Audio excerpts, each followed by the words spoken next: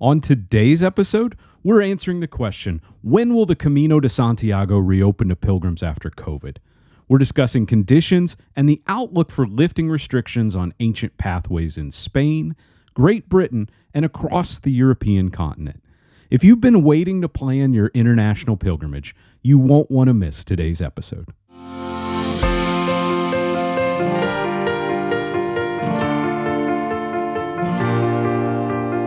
Walking virtually along the world's most revered footpaths and connecting the global community of pilgrims. It's the Sacred Steps podcast, available on YouTube and your favorite podcast app. Broadcasting from the Shaymare Studios in Florida, here's your host, pilgrim, backpacker, and author, Kevin Donahue.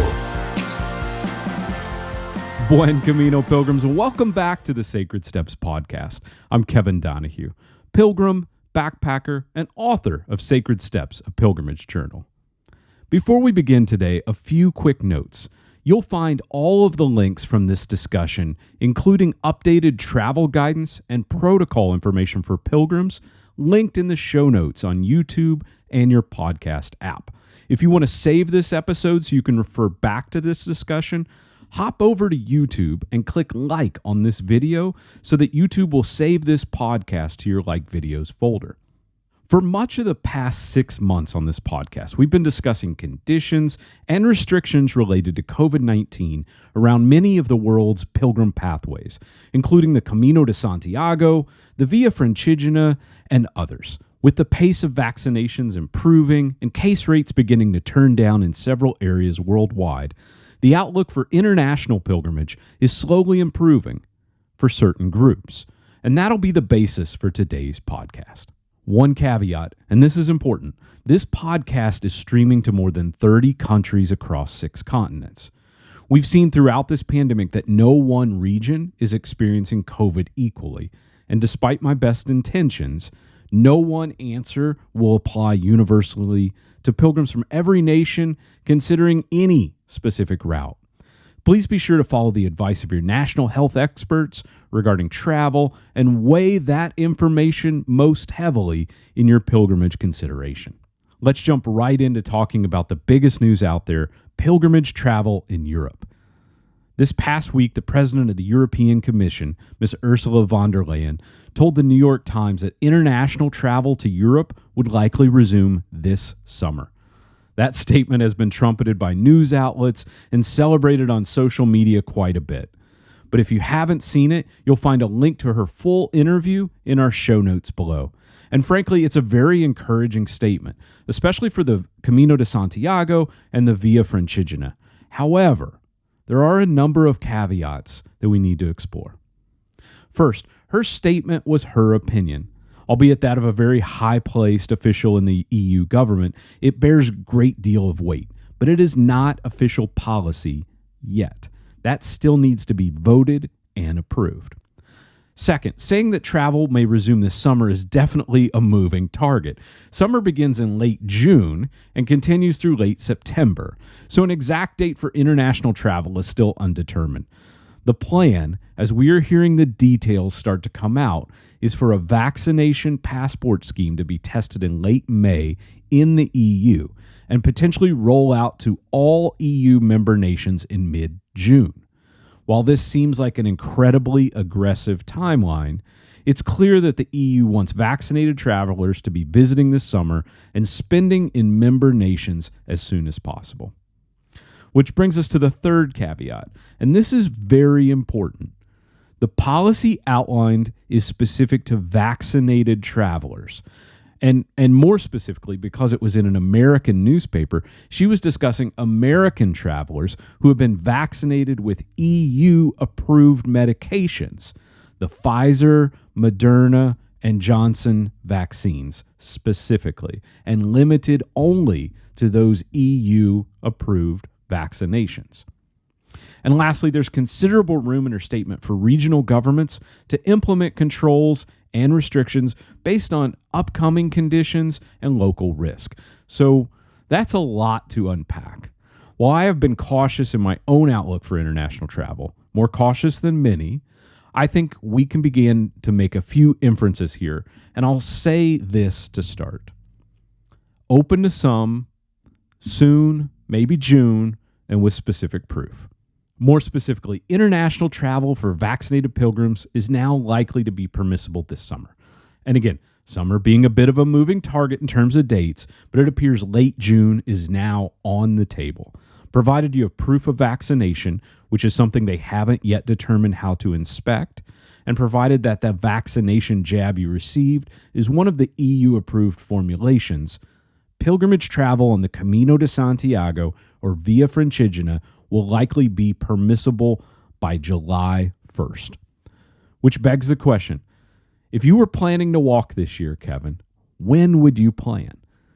I've been cautious all along, and given that I've been vaccinated and I'm prepared to prove my vaccination status, I would look to travel to pilgrimage in Europe in early July. As of today, that just feels like a good estimate. A lot of things could change, but if this comes to pass, I would add one bit of caution.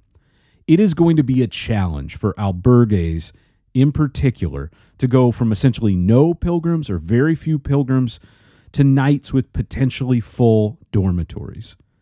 If you're thinking about walking the Camino de Santiago, you should give considerable measure to your own comfort level, interacting with pilgrims in very close quarters.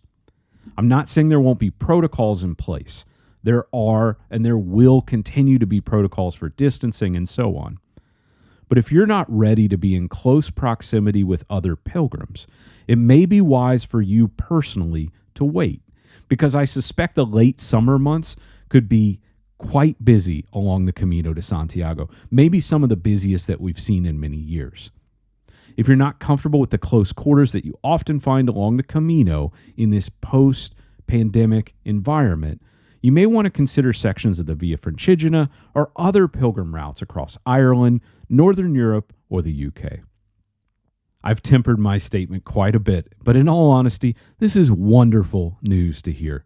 If you're a pilgrim with the Camino de Santiago in your heart, it sounds as if travel with proof of vaccination is going to be possible soon, perhaps in just a few weeks' time. I want to switch over to the British Isles and discuss the outlook for pilgrimage travel.